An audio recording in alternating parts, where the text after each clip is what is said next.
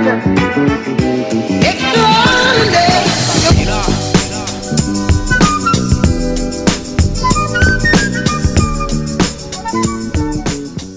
Welcome to the Jacob Anthony Newscast. I am your host, Preston Anderson, alongside Will Crawford. Today, Preston is going to give us I'm giving them an in-depth discussion on Black Lives Matter. Black Lives Matter is a huge epidemic that has spanned across the nation in a matter of months.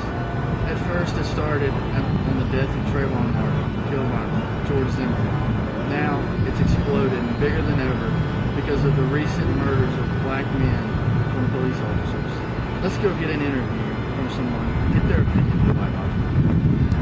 that means you're extra, extra, Alright, I'm here with Mr. Justin here. He's going to give us his opinion on Black Lives Matter. How y'all doing today? My name is Justin Smith, security officer, entrepreneur, and a lot of other things.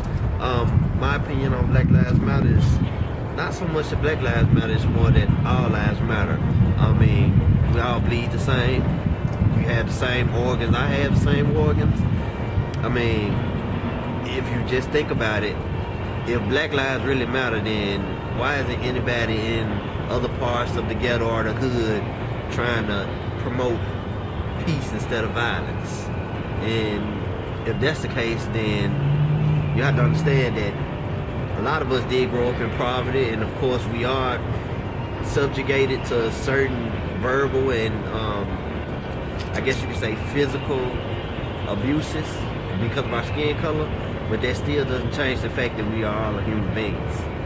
So I just think that instead of Black Lives Matter, it should be All Lives Matter, even though, you know, Black Lives Matter was originally a movement to go against the police, to let everybody know that we have been unjustified for a very extremely long time. With that being said, we can only do better if we do better for ourselves.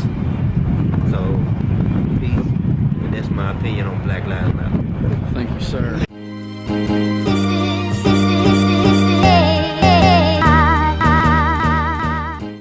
Our next subject is on the issue of poverty in Memphis, Tennessee. My co-host Patton Lutz here is going to give you some information about poverty in Memphis. Poverty is a real big issue, but it has been largely reductive. The poverty reduction was spread across the Memphis area, touching nearly all age and ethnic groups in the communities. In the city of Memphis, it dipped from 29.4% to 22.8%. And we are on the streets here in Memphis, Tennessee, and we're going to interview a homeless man. As you see, this is a homeless man. Excuse me, sir. What is your name? My name is Jacob Anthony. What's it like living on the streets? It's hard out here. You know, it's a struggle every day for some food. Just water. They don't let you inside if you're that dirty, you know. And they don't give me no blankets. They took away my check. I just don't know what to do, you know. How'd you get on the streets in the first place? Well, I was a pretty enthusiastic young lad with some Japanese cartoons, and that's addictive. Don't you ever let your children use that. Japanese cartoons are addictive. I am so sorry. Here, Preston, give him some money. Help him out. Here you go, man. Thank you, man. Thank you so much. Thank you for your time. Thank you.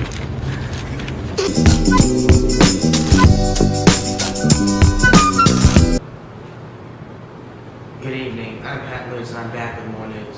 First off, we need to start with a serious topic. Clowns. There have been many sightings of clowns in over 37 states.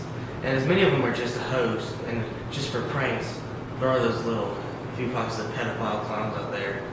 There's been over 30 arrests in these clown incidents, and I advise you stay away from them. It is in your best safety and interest to not participate in any clown activities. Thank you. And goodbye. Our next topic tonight is the new law that was passed in Tennessee that now allows for people that are caught with half an ounce of marijuana or less to now be just fined instead of put in jail. It was a very controversial decision the council decided, but a lot of citizens are proud of the decision. They are now not as worried about having their life ruined if they are caught with half an ounce of marijuana or less. Marijuana is still illegal in the state of Tennessee, but it just will reduce the amount of people incarcerated and bring more money into the system. Our next topic on the agenda is what many of you have already heard of, Hurricane Matthew. Hurricane Matthew is a giant tropical storm which involves a hurricane that has been taken out of the U.S. and especially Haiti. The death toll in the United States has rose to about 13 deaths. In Haiti, it's been reported 900 deaths. Nearly 2 million people have been without power as the storm still continues to devastate. We will come back with further updates once we receive them. Recently, North Korea has been launching and testing a lot of nuclear bombs, about 9, which is a very high number for today. And it has caused a lot of worry for the U.S. U.S. troops have actually been stationed in Japan just today, getting ready for a possible war that could break out tonight. And they have been prepared for it. In the techno world, there's a serious problem. The new Samsung Note 7 has been randomly exploding on several purchase and buyers. They had a recall on the phones only a few days after the release, but apparently fixed the issue and re-released the phones. The reason they were exploding is similar to the reason that all the hoverboards were exploding not too long ago. Like the hoverboards, the Note 7 uses lithium-ion batteries as its power.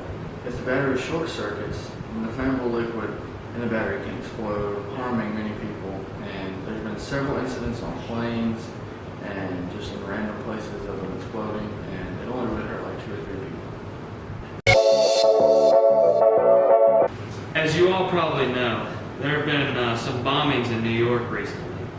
And the man suspected of those bombings has been caught by police after a brutal shootout. He is being charged with 5 accounts of attempted murder on officers of the law. And he is also being charged with possessions of weapons illegally. In sports news, Miami Marlins pitcher Jose Fernandez sadly passed away on September 25, 2016. Him and several of his friends passed away in a nighttime boating accident. Toxicology reports have been discovered, but they have not been released yet.